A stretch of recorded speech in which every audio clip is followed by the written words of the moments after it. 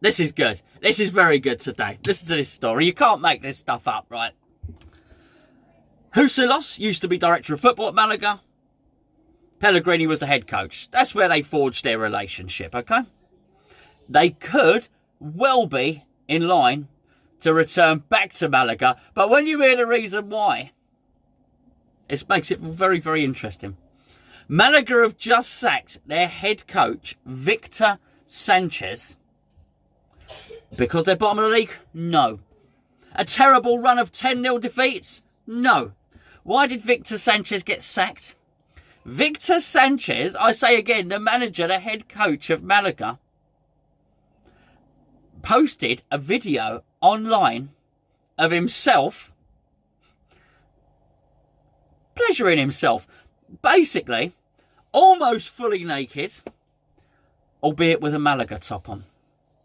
So there he is, on video, I'm not going to do the mime, but he's having a jolly good time. He gets sacked, right? Victor Sanchez has said that he thinks his account was hacked. Now, I don't know how this works, right? I mean, that's quite conspiratorial, if you ask me. It's the first thing I thought. So, first of all, how would we do this? If we were gonna try and pull this off, if you pardon the pun, we'd have to find a lookalike. We'd have to find someone that looked exactly like Victor Sanchez, wouldn't we? And then you'd have to get this lookalike to agree to put on a Malaga top. Maybe he supports Espanyol or something. And then agree to start pleasuring himself. I don't know how we're meant to believe that his account was hacked and it's a false video. But anyway, he's fighting the charges. And I just found it to be the most bizarre of all stories. So anyway, Pellegrini's going to go back, apparently. Take Husilos with him. Where it becomes pertinent to West Ham is that Pellegrini is due a set amount of money from West Ham. The payoff. He's being paid monthly. Whatever we have to pay him will be minus whatever his wages in Malaga. Because obviously you're compensated for a loss of earnings. If you go on to earn those earnings somewhere else, it's not really a loss of earnings. So let's say he earned 100 grand a week at West Ham, and he goes on to earn 50 grand a week at Malaga, we will only have to pay him 50 grand a week. That's how it works. I just advise him to be very, very careful with his social media profile, particularly if there are any lookalikes. Any Manuel Pellegrini lookalikes sort of milling around, looking slightly twitchy. He might want to be a little bit careful. Not the only news. Good news. Well, I think it's good news anyway. The good news, it's fully expected, of course, is that Nathan Holland has joined Oxford on loan for the remainder of the season. Good news. Very good. What I like about this, when we played Oxford, that was Nathan Holland's first start for West Ham United. He played on the wing, he played on the left wing. I was at the game, he played really well. I thought he was the only player that offered any attacking thrust. Manuel Pellegrini took him off at half-time. But fortunately, there was another manager, coach present at the time, who was more impressed with Manuel Pellegrini. And that was Carl Robinson. Carl Robinson is a very, very good coach. He was previously at MK Dons. He's a very good coach. I like this particularly because clearly he's seen him play during that game. So he's not somebody he's taken a punt on. It's not someone that Carl Robinson is saying, hold on, I need a winger from somewhere, anywhere. I will take a winger from a Premier League academy. Carl Robinson has seen Nathan Holland play against Oxford when he was in the dugout and he said, that guy, I want that one there. And I'm absolutely buzzing for him. I'm really pleased. I think he'll do really, really well. Nathan himself seemed very, very excited. The club seemed pleased to have him. If you remember, Marcus Brown was also at Oxford and he got plenty of chances there, whether you deem it worked out or whether it didn't. Obviously, he got a move to Middlesbrough, didn't he? I don't know if he's pulled up any trees at Middlesbrough. I just don't know. But the point is he got opportunities at Oxford. And I certainly, well, if you watch my videos regularly, you'll know this for a fact. You'll say, Gonzo, what are you talking about Nathan Holland again for? I think he's a really, really good young player, and I certainly think he's better than Marcus Brown. So, watch this space on that one. That one is, I do think that's very, very good news. There was some other news as well, which was, actually, there's two bits of news. Number one is that Jack Wilshere's injured again. A pelvic. Done some pelvic thrust. Maybe it was Jack Wilshere pretending to be Victor Sanchez in the video. Maybe he pulled his groin that way. But anyway, he's injured again.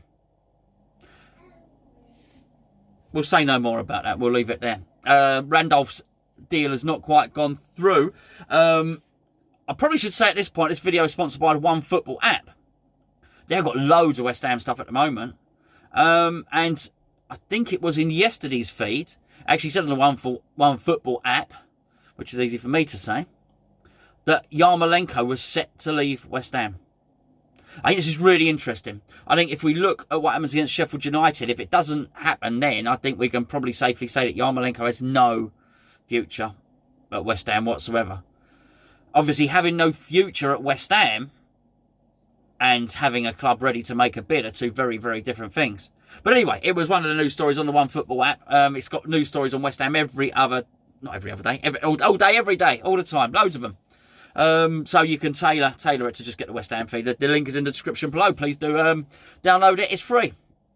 There's another story that's broken, and I mean really recently as I record this, which is yesterday as far as you're concerned. And that is that Gedson Fernandes, you know the fella, the Benfica midfielder? We've been chasing him. There was a massive story on, I think it's called, the website is called Hammers News. Hammers News reported that Dave Sullivan, so David Sullivan's son, Dave Sullivan Jr., is being groomed as the director of football for West Ham. Now, I should probably say that they've since come out and completely denied it. They've denied it through Claret and Hugh. But we'll go with the original article. And what was interesting about this article was that in the article it said he had been going over to Benfica, meeting representatives and building relationships out in Benfica.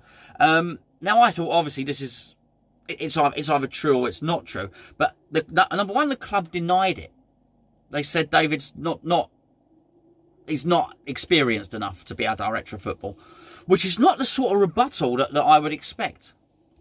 They also said, we won't be deciding on director of football until at the end of the season when David Moyes has decided who it is, who he wants and what structure he wants. But it also went on to say he's just doing it for experience, which is a confirmation that actually he is out there. He is out there in Portugal, involved in negotiations for a player. This is a player who's rumoured to be worth between 50 and 100 million. Manchester United are interested. I'll get to who's just put in a bid in a minute. So whilst they denied it, oh no, David's not. Sorry, Dave is not director of football. He's not involved in that sort of thing. They basically turned around and said, yeah, actually, he is. In their attempts to deny the story, they confirmed the story. Obviously not the director of football bit.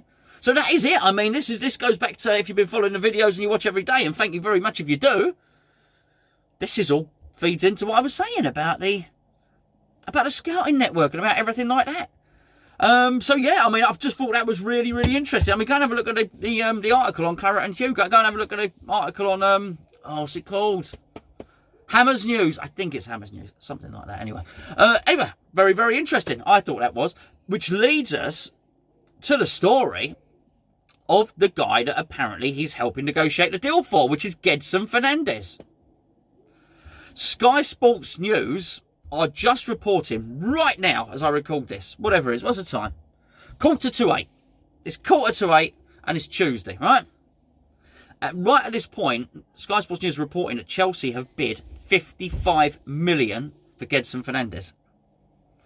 It's an 18-month loan with a promise to pay the full amount, which is the 55 million at the end of the term. West Ham have also made a bid. West Ham, again, it's an 18-month loan with a promise to make a purchase at the end for 33 million. Now, I should probably add the fine detail to that. And the fine detail of that is that Chelsea only have to pay the 55 million if Fernandes plays over 50% of their games. Ours is very different to that, apparently. He doesn't have to pay, he only has to play something like 30% of West Ham games. I mean, it's crazy. Number one, why would we expect to get a deal done when someone else is offering £22 million more? Number two, why would we want to do such a massive deal to someone we're not even, why would we do it for a third of the games? We don't want that. We want someone to come in and play all the games. Now, I guess you've got to take injury into account and all the rest of it. I just thought it was a very, very interesting way the deal was structured. Let me know what you think.